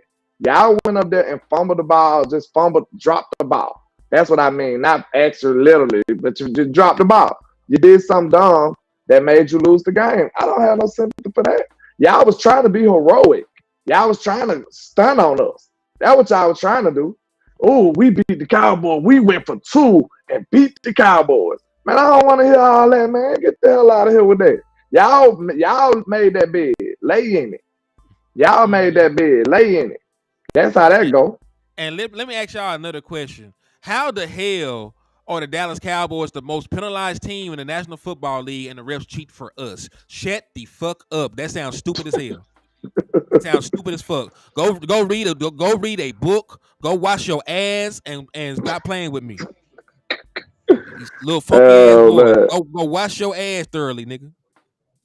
Yeah, they need to relax, man. What's wrong with these boys, man? Saying crazy stuff for no reason. Like, bro, if my team, you know what we do? Because people be mad at us. People be mad at us. Who we sent that to? You here? He I said that don't to know who you. channel he on. He said that I to don't you. know. Here's some cash to buy some humor. Oh, bro, we can. It's hard to judge what you're doing through a text message. You was coming crazy. Like, shit. Now, see, Appreciate you, my landlord, brother. Hey, I don't know. don't have me sending shots for people and they just trolling now. How I know? All I'm reading is the language. He was coming. Look, that boy was cooking. He said, got a ring of honor, but don't know nothing about honor. Like, what you doing? Like, bro, it ain't he our fault. he said that. Yeah, he was cooking. Like, he cooking over there. But I mean, I look, you know what we'll be doing right here. If that was Mike McCarthy, everybody'll be on his top. That's what was Mike McCarthy doing? Why did he do that? We wouldn't be talking about the refs, bro. We'll be Man, saying, why did he do that? Why did Mike McCarthy make that decision? Why did he do that crazy play trying to trick everybody with an offensive lineman as a receiver? We'll be like, why did he choose that? Why did he throw the ball to CeeDee Lamb? We would not be up here mad at the refs, bro. The only time we mad at the refs when they egregiously cheat on us like they normally do. he said Like, he said egregiously cheat on us like we in an abusive relationship. that's what they do. He said, honor, not humor. Fix the damn car. Hey, man, look, hey, man, you gotta relax. So, how you mad at the fact that your team actually made a penalty? He said he was I don't eligible, get it. but this the thing though. So let me go through this with y'all real quick, man. They announce who is eligible over the intercom. Like there's a big ass intercom, in the Dallas Stadium. They announce who the hell is eligible. The moment they did not say 70 and 68, or they didn't say 68, that should have threw a red flag in your head. Like if you're a coach, you know the rule of the game. So if the referee does not consider 68 eligible, y'all need to fix that shit. Before Shout out like to and listen, Robert with the $10 super. His name Robert Chavis. Shout out to you with the $10 cash out, man. I appreciate you. salute. He said the refs had a penalty when it happens, but yeah, they called 2 penalties. They called a penalty for an illegal touching, and they called a penalty for an illegal formation. Then look, now he need to really relax because they had 2 penalties on one play. So you mad at both of them or one of them? And then look, can we just be honest, men here, bro? Micah gave y'all an offsides penalty, bro. To Hey, me, that means it's even. wash it That's out. even. That's even, bro. To me, that's even. Real talk, because he threw an interception on that play. Yeah, he threw it. He That's threw it. even, bro. That's even. Like now, if you felt bad about that call, okay, boom. If we gave it back, we gave it back. We don't feel bad about being outside, he was outside. So now it's the third time to charm type vibes. All right, so that was Skeptical that sent you that, and also JC Cowboy sent you the $5 super. Said keep up Salute the to y'all, good work, man. my bro. Appreciate the Appreciate love, you, man. man. Salute. Y'all go support JC Cowboy Network over there, man. He going crazy with the film sessions. He going crazy with the film sessions over there. Skeptical, Yeah. you said you sent me one too? Shout out to you, Skeptical fan, man. Appreciate you, man. I ain't seen it yet. Skeptical, probably don't remember, but we've been rocking for a while. Like before I was on making content, I used to be over there with MCL. Shout out to them over there, MCL, man. They go crazy. But he always be over there on MCL, man. So shout out to you, Skeptical, man. Appreciate you, sir. Skeptical don't play either. He always skeptical. I like it though. Skeptical gonna make sure he stay logical. You know what I'm saying? He gonna make sure he stay good. I don't see it, Skip, but it'll probably come through eventually. Also, salute to Cowboy Brian for sending the $10 super chat over there. He said, "Happy New Year. I don't want to hear shit about that call. I don't want to hear nothing but a word, but no goddamn boom, boom, room." Shout out to you, Cowboy Brian, man. I appreciate you, man. Happy New Year to everybody, man. We bringing in the new year with a W. You can't get no better than that. And, Lord, let's give some more props to the defense. My phone is on 9, but I might rock this thing till it die because I appreciate y'all showing love. We do this for y'all. Y'all know I'm on the road, and I'm still out here giving y'all content. I got to make sure I take care of my people in the trap. But, man, we got to talk about this scenario now. What if these dirty turd birds, these Philadelphia eaters, go out here and lose to the Cardinals, bro? I'm going to laugh. And real quick, shout out to JC Cowboy Network for the $5 super chat on this end as well, man. I appreciate you, my guy. Hey, it's about time we do another show together, ain't it, y'all? Overdue. It's about time. It's about time me, you, and JC do another show together, man. Shout out to you. Been too long. Matter of fact, JC, you were supposed to hit me back, hit me back, and let me know something the other weekend, man. You playing with the church's money. Let's get right, JC. JC be busy like me working and shit. I already know. Catering Globetrotter Glass hit you with a 2-piece. Said D. Campbell feared Aubrey 60-yard potential 23 seconds left. I understand that. And hey, Skeptical, I just got that $10 cash app. You know the internet's slow, so I appreciate you for the love, my guy. We got the greatest kicker ever. It's over with. Hey, listen. Man, we got the greatest kicker that ever is, that ever was, ever. I don't care, bro. I'll be the first to say it. If he just had the worst swing ever, hey, laugh at landlord. This dude is so good, bro. I'm so happy we got this dude as our kicker, bro. I'm ecstatic. Like, no lie. I'm ecstatic. Man, listen, if I can call Deuce Vaughn Black Jesus of a preseason game, you can say Brandon Aubrey is the best kicker ever. That boy the GOAT, man. That boy the GOAT, bro. Your boy Darren Posey hit you with a 5-piece. He said, "How are they mad? They knew big ligaments pause wasn't eligible. Detroit was desperate." They call that man. The ligament stuff be killing me. Cause it makes no sense. Big ligaments. That boy that crazy. Y'all gotta relax, man. But man, bro, I don't think. Listen, we came from being deprived of a kicker before. We got to realize how terrible that was, bro. And now, bro, when Brandon Aubrey up there, man, I'm just sitting back like this. I'm just chilling. I'm like, bro, his whole cadence, everything he do just come up there smooth as ever. He walk up there like, man, now I ain't gonna lie. That last kick kind of had to swing a little bit, but that might have been a part of the plan, though. That might have been a part of the plan. I don't know. Man, that man out there just trying shit at this point. Like, I'm gonna knock this bitch. I'm gonna knock this hole off the upright and go right through there, man. I'm a ricochet. Hey, at this point, you might have to just start making his field goal. They might have to make his a little tighter. they gonna raise the level of difficulty for him. He ridiculous with it. He keep kicking like that. He gonna be the next one to get drug tested. I'm like, they gonna get tired of him. Cause this dude make it look. Then he make it look so easy, man. He make it look too easy. What's happening with your big Gibson in the building, man? Shout out to all my people, man. This is a good time to be a Cowboy fan, man. You got your another 11-win season, you know what I'm saying? Probably 12, 12-5. You know how we get down. That's the Mike McCarthy, Dak Prescott special. You know what I'm saying? 12-5 look like what we beat. So hey, that's a great record, y'all. That's wonderful, man. That's wonderful, man. Bro, do you remember how many 8-8 seasons we had back to back, and there's still folks complaining about possibly being 12-5 back to back? I refuse to go back. Sign Mike McCarthy to a lifetime contract. At least we have an opportunity to go to the big dance.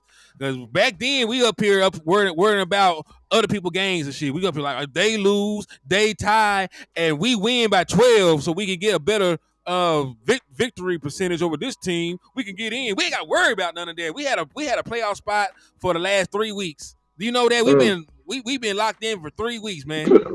Ben did that, man. Ben did that. And then we lost a couple of games in a row, and we still 12-5, y'all. Well, 11-5 right now. So 11-5 right now, possibly be 12-5 because I don't feel like the Commanders want to win this game. Bro, y'all gotta put some respect on this team, man. I don't think y'all realize how hard it is to win in this league. As frustrating as this football team gets us, we only got 5 losses, y'all. Like, let's relax, take a breath. You know what I'm saying? Now this is close to the end of the season. Now we got time to reflect on all the things that we accomplished. Let's take a breath. Everybody take a New Year's Eve deep breath real quickly and reflect on what this team can accomplish, bro. Like, we got a great team, y'all. We just need them to be great when the time calls for it. That's all we need. We need to see that next step. And I'm telling you, who knows what kind of chips might fall for us in the playoffs? Who knows? Who knows who we be playing? If the Eagles lose today, that gets you a guaranteed home game. If you beat the Commanders next week, they did beat us the last game last year, but you know what I mean. You know what I'm saying? I'm just throwing that out there for the context purposes, so for people know what the hell going on. Yeah, you damn near get a guaranteed home game if you go out there and handle business if the Eagles lose. So, like, bro, we know how we rock at home. At home, bro, it's even hard to even imagine us losing at this point. A loss at home, it sounds strange now. You know what I'm saying? So, man, if we could figure out a way to get these playoffs at home, y'all, man. But Happy New Year to everybody, man. I see a lot of people saying Happy New Year. Happy New Year to everybody. I see a super chat right there, and I know you've been reading them. It's been like working pretty efficient when you do it, so I don't want to jump in. Like. No, you're good. I didn't even see it, so I appreciate you for letting me know. Mr. Burns hit you over there with a $5 super. He said, "Y'all spitting facts as usual." Thank you. Thank you for all the great content. Happy New Year. We appreciate you, Mr. Burns. Salute to you, my brother. Appreciate you, man. Happy New Year. Happy New Year. It feels good after a win like that, man. After a win like that, because it was a nail biter, but I know I got the right guys to get it done, man. I got the right guys to get it done, man. Did you see Dak? Every single time I see him go in that huddle and he hit him like this, he dap everybody up. It's go time, man. It's go time. I love it. Hey, man. Hey, but that is something interesting that we need to point out. Because he said we beat Seattle, the Rams, the Eagles, the Lions. F them being over 500. Those are the guys that are in the playoffs in the NFC right now. The current 2 seed is the Philadelphia Eagles. You beat them. The current 3 seed is the Detroit Lions. You beat them. The current 6 seed is the Los Angeles Rams. You beat them. The current 7 seed is the Seattle Seahawks. You beat them. And you're the fifth seed yourself right now. So you beating 4 of the other possible 6 opponents in the postseason right now. Yeah. The only people we haven't played are the Tampa Bay Buccaneers, who are 8-7. You know, we feel that we can win that game. They got one of the worst defenses in the National Football League passing wise, and then the 49ers, who have been constantly a thorn in our side. But hey, so You really should feel good about every matchup except for the 49ers. And if you actually get the 2 seed, you won't play them until the championship game. I'm over here trying to finesse my way to charge this phone up, but keep cooking. Keep cooking. So yeah, that's a damn good point that you brought out, man. The Dallas Cowboys have already played a majority of the playoff teams in the NFC, and outside of the 49ers, we've beaten every other playoff team that's available to us. Because we did get a win over Philly, even though we split. We did beat the Lions. We did beat the Seahawks. We did beat the Rams. So who are we supposed to be afraid of going into the postseason? Who are we supposed to Nobody. be afraid of going into the postseason? You done beat everybody and their mama. Like nobody believed the Tampa Bay Buccaneers are going to beat us. We just beat this same team with a better defense and a better quarterback last year. You're not going to tell me that Baker Mayfield is a better playoff quarterback than Tom Brady. Facts. You're not, because you would be lying. Facts. That's the only team. And Kid Cowboy, that's the only team. And I just mentioned you ain't got to play them if you get the 2 seed until the championship game. Until the championship game, you won't have to play them until then if you get the 2 seeds. So let's hope for a Philadelphia Eagles loss. Them taking the L, we shall prevail. Bob Life said just beat Tampa. Yeah, like that's the only team. That's the only team we're not familiar with. But we just beat a better version of that team last year. Yeah, so I'm not poo-pooing on them or anything. You know, a playoff team is a playoff team. I'm gonna give them the utmost respect when we play them. But you know, I believe that we probably got the best defensive line that they played this year. I believe that we probably have one of the better quarterbacks that they played this year in Dak Prescott. So you know, like their defense is already dead last in passing. We already know when we play a below average passing defense, Dak Prescott's gonna go crazy on them boys. That was one of my talking points going into this game when we played similarly ranked passing defenses, like the Rams. Dak Prescott had 4 touchdowns, 1 interception. The Seahawks passing defense was similarly ranked. Dak Prescott 3 touchdowns, no picks.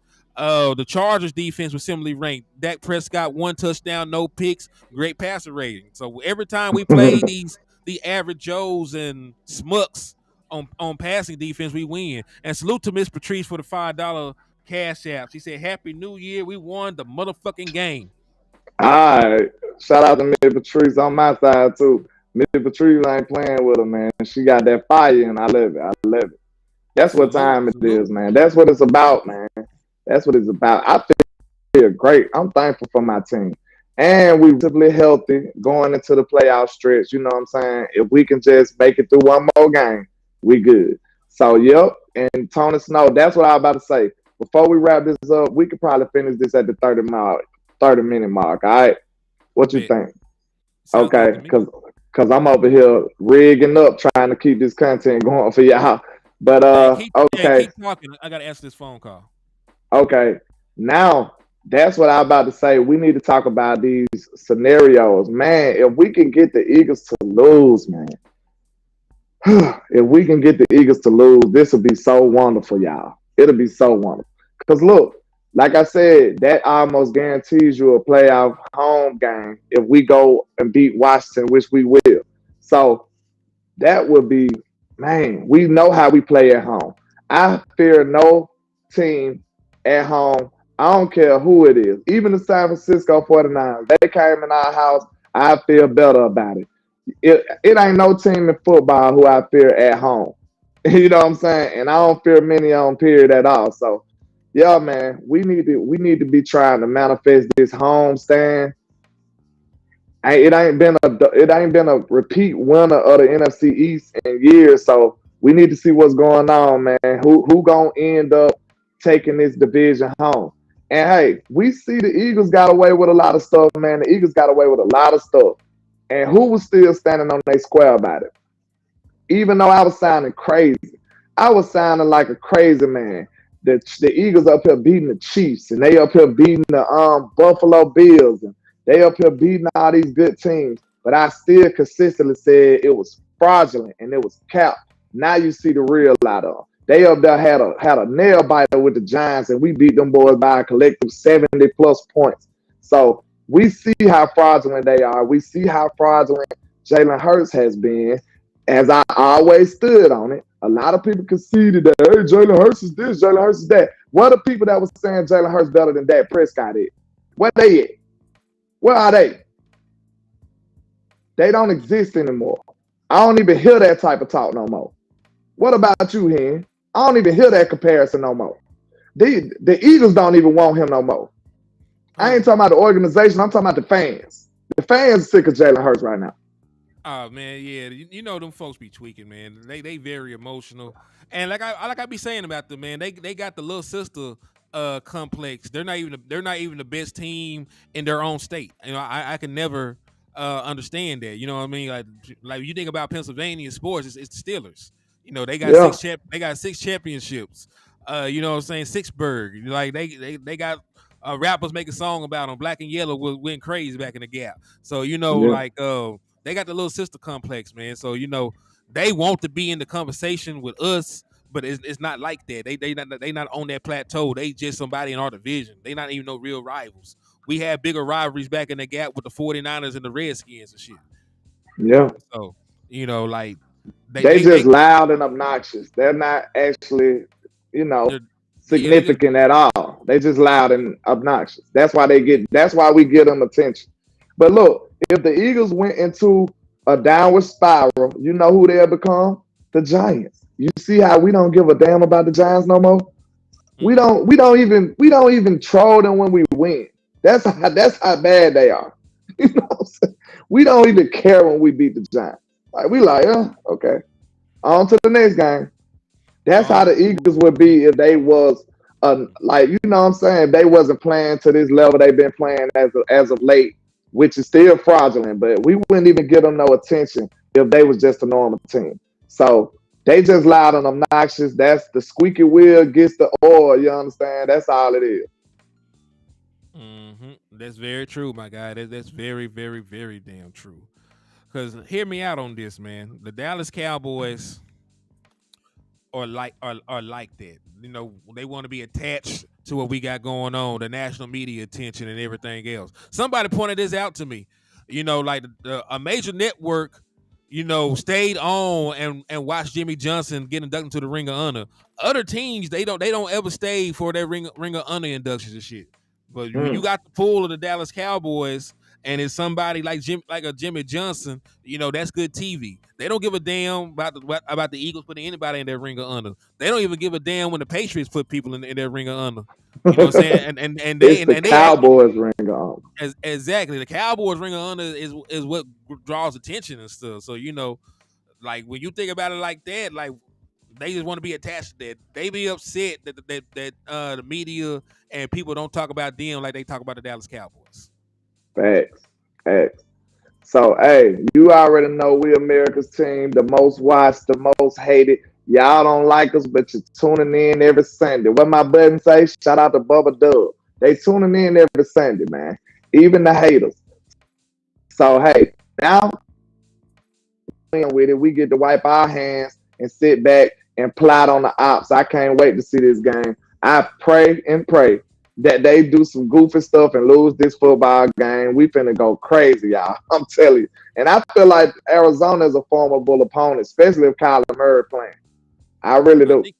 I think he is. I can check because, you know, they always announce inactives, I think about 90 minutes before kickoff, you know, because of betting purposes and shit like that, of course. Yeah. But and I ain't they ex-coach, they head coach, or is he the OC? No, he their head coach. He their head coach. They defensive coordinator. So yeah, Kyler Murray going to play. He showed up it looks like a penguin, not like an actual animal, but like the penguin hockey team jersey. Okay, so he reported for duty. So Kyler Murray, let's do it. Yeah, Kyler Murray will play. The only issue they have is that Hollywood Brown is not active. He got put on IR, so they're gonna need some help in the passing game. But he moves around so well, you know. I think that he'll get them some matchup issues because I don't. Shout out to Rico Jones, man, holding it down in the chat, man. He been banging in the chat. Where is 757, Mr. Rico? Put me on. What is it? You know him? Is that in Texas? I don't know. I don't Texas know. got too many area codes for me. Y'all the whole country over there, low key. Man, you ain't never lied. Cause listen, like there's parts of Texas that it'll take me less time to get to Georgia than it is certain parts of Texas from where I stay. Wow, that's That's how big crazy. Texas is. Like I can Yeah, get to that's crazy. Georgia, quicker than some points on Texas than from where the hell I'm at. Well, you probably can drive. Can you drive a whole day through Texas? You can probably drive longer than a day through Texas. That's crazy. In one state. In one state. If you just like went from the side to the side or something, like you might do some crazy stuff like that. That's crazy. Man. Yeah. Oh, he says in VA. That's what's up. We got Cowboy fans everywhere, man. Ain't nobody messing with us, bro. Ain't nobody touching us, man. And look, I'm out here in Miami right now, and I seen Cowboy fans. We watching the game at the bar. It's a bunch of Cowboy fans up there rooting for the team, man. We everywhere. You can't be better than us, man. You can't be better than the Cowboys, man. We got the biggest, best brand there is, man. We do. And we got to be treated as such.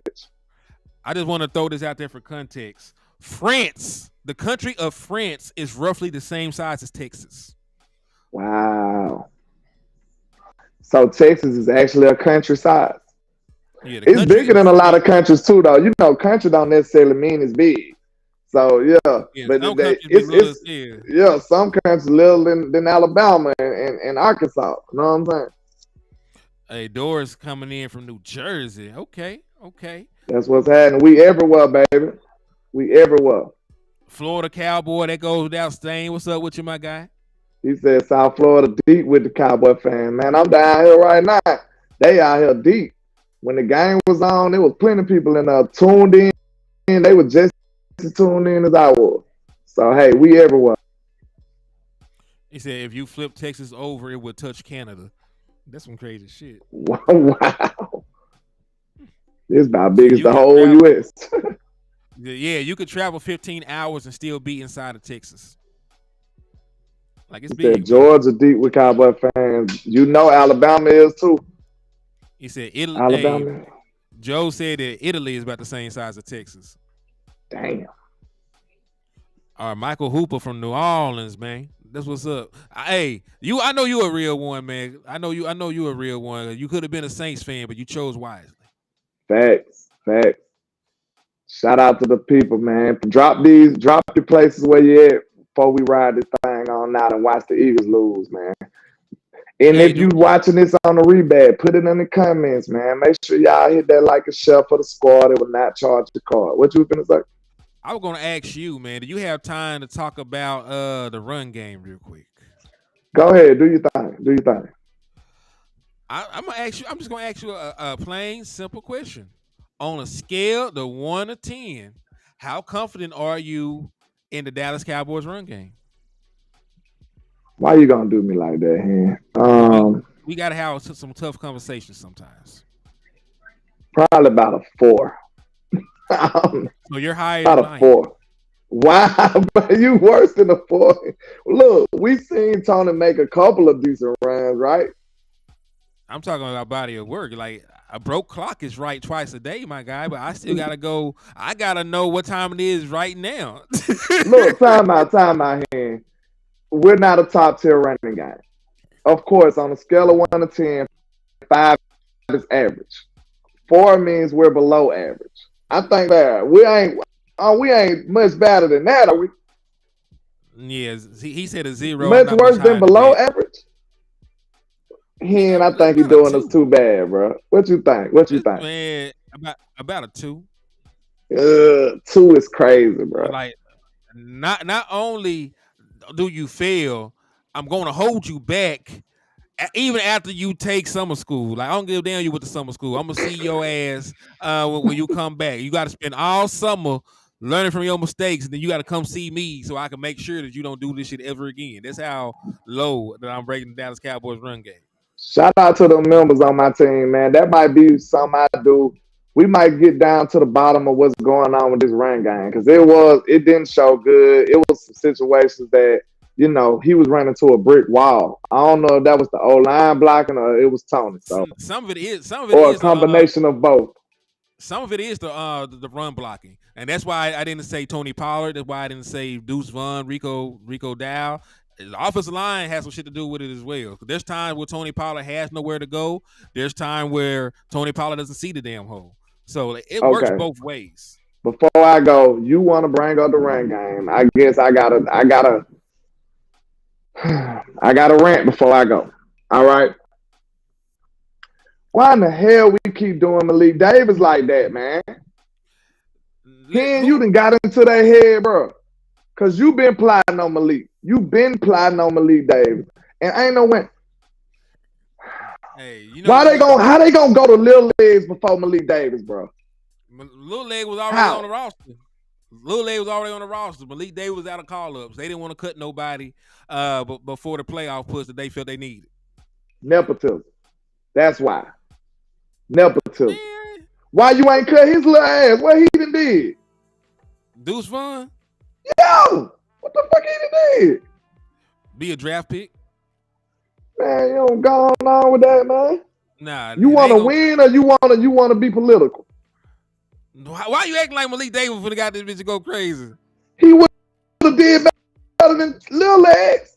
They gave Deuce Vaughn the ball like 2 times. So Malik Davis 2 carries. Listen, they only gave Rico Dow 2 carries the last games. What the hell are we talking about? They don't even want to run damn football. They gave Rico Dow 2 goddamn carries. They gave Deuce Vaughn like 2 or 3 carries. Like, what are we talking about? Time out. You remember in the offseason, everybody was like, oh, we're going to be running the ball. I'm over here like, well, we ain't going to be running the ball. Like, I told y'all that in the offseason. Y'all was all excited because y'all misinterpreted how Mike McCarthy said it. I knew Mike McCarthy ain't finna run the ball like that, bro. He's a aggressive offensive coach, and this man throws the ball. This man had Aaron Rodgers over there. Like, you think Aaron Rodgers finna be running the ball like that? No, he's not doing it. I'm gonna push back on that. He ran the ball at the most inopportune times for the Dallas Cowboys because they ran the ball on 1st and 10 8 motherfucking times and got 5 rushing yards. Man, listen here. You got to keep the defense honest. And that's how they started. Yeah. It probably got worse than that. But on your first on your first 8 rushing attempts on 1st and 10, you only got 5 yards to show for it. And remember when I was talking to you last night, I wasn't mad that they ran the football. I was mad at when they ran the damn football. Because even Mike McCarthy lied. Listen, I already know he lied because he lied to Jerry Jones about watching all this analytical shit and doing this and that. He lied to get that job. I don't blame him. I would have did the same thing. I would have told Jerry Jones. I would have did the same damn thing to get that bag. I'm not gonna sit here and act like I wasn't. But my point is, the analytics say you ain't really supposed to even run the football on 1st down no more. It's more effective to get you like 4-5 yards on a pass and then try to run on 2nd down. Like, that what the analytics say, and at least it held true this game. Cause you try to run it on 1st down against one of the best. And let me remind you for content. This is one of the best run defenses in the world. They got a better run defense than the damn 49ers. So this is one of the best run defense you will ever play, and you still try that little Mickey Mouse run up the middle on 1st down shit. Stop it, Mike. That's the one critique I got for my boy. Stop that shit. You knew better. If you knew better, you do better. You should have did better, man. I ain't mad at you, bro. I ain't mad at you. Because it's frustrating, bro, but I know how he thinks. He's just like, bro, I gotta run. But I don't know why he do it on 1st, though. Yeah, so that's the only reason I stand with y'all now. But, like, running the ball on 1st down, especially when we can't run, I got mad every time I seen us run, if you want to be 100% honest. I'm telling you, I got mad every time. When I seen us run, I'm like, no, it's a bad idea. So, it is what it is, man. But we with Terrence Steele back there. Never mind, man. Never mind. We got to get out of here, find some nutrients in my body. I ain't ate nothing yet, so I got to get on up out of here, man. But I appreciate all the love and support. Y'all make sure y'all hit me while you're down there, man. Shark meat? Oh, no. Yeah, man. Try some shark. That sounds crazy. Shark meat while your country ain't eat alligator. I ain't never ate no gator. You ain't never ate no gator? Mm. You ain't no deer. I ain't from New Orleans, Alabama. I I ain't done from New ate Orleans deer. either. I done ate deer. They got gator bites up this motherfucker. See, we don't eat gator down here. Not mountain. We don't do the gator. That's more Man, New Orleans stuff. man, That's that New shit Orleans stuff. fired, man. I don't give a damn what See, you no, talking about. look. I'm a city boy in the country. Birmingham is the city. No, Birmingham is the city no, country. no. We're not we gonna just in even a do country this. state. We in a country state. Birmingham is the city though. You know. No. Yeah, tell him. You better tell him, Florida. Gator tail I fire as a might mug. now look, Florida do the Gators too. So I might have to try that though. I might have to try it one day. 4-3. I ain't opposed to it. He said he in VA and they eat gator bites. Man, come on, man. The gator Wow. smack. If you I eat don't, chicken, you will eat gator bites. You will not. You listen. You have to. A nigga would have to tell you that this shit's from alligator. I ate lamb before and deer Lamb and and deer. That's you know, fine. yeah. That's an animal with 4 legs and fur. You eat a cow, you damn near eat all the motherfuckers. You know what I mean? Like, Hey, BB boy, he talking about Memphis way more city than Birmingham. Of course. I look, if you from now Memphis, hold on. Now I done look, been to Memphis 1,000 times. If y'all is less city than Memphis, you was not no damn city. yeah. But look Memphis though, already on the listen. verge. I look at Memphis. I always make this joke. I promise you, every time I go to Memphis, I have to remind myself that I am not at home. So it reminds me of Birmingham a lot while you playing. Yeah, I call Memphis Birmingham with their taxes. They Birmingham that got their taxes. That's who Memphis is. We rock with Memphis though. Memphis right there though. It's like they Birmingham with sports teams and stuff like that. It's like I had telling myself like, bro, you're not at home. So why are you feeling so comfortable here? You're not at home. I had to keep reminding myself. So like Memphis is just, they just Birmingham with their taxes, JB boy. Don't do that. Don't do me like that. I love Memphis though. But yeah, man, I gotta go and get on up out of here, man. I appreciate y'all, man. Hit that like a shot for the squad. It will not charge a card. Let's go, him, man. Let them know where to find it. Yeah, man, it's your boy Henny the Moore reporting live from the liquor store. Tap in with me on YouTube, man. It's HTM Sports. On Twitter, just at More Henny, you'll find me. Facebook is Henny the Moore. So just tap in. We'll always be bringing you the best Dallas Cowboys content that we can. And hey, landlord, let them know where they can find you at, man. Yes, sir, man. I go by Landlord from Alabama with the same handle on all social media, man. Y'all tap in. I should be live around 11 o'clock tomorrow. I might be in the air. If I'm not in the air, on the airport or something like that, I'll be going live whenever I get a chance. So y'all make sure y'all hit them notification bells and, tap in with your boy, man. I'm in the film session bag this week. I'm going to go crazy. As soon as I touch down in Alabama, I'm going right back to work. So y'all know what time it is, man. The trap don't close. You know how we get down, man. So y'all make sure y'all hit that like and share for the squad. It will not charge a card. Tap in, man, for the win. Let's go. Indeed, man. And hey, in the words of my brother, West Coast Cowboy, man, never look down because the stars up, man. Peace.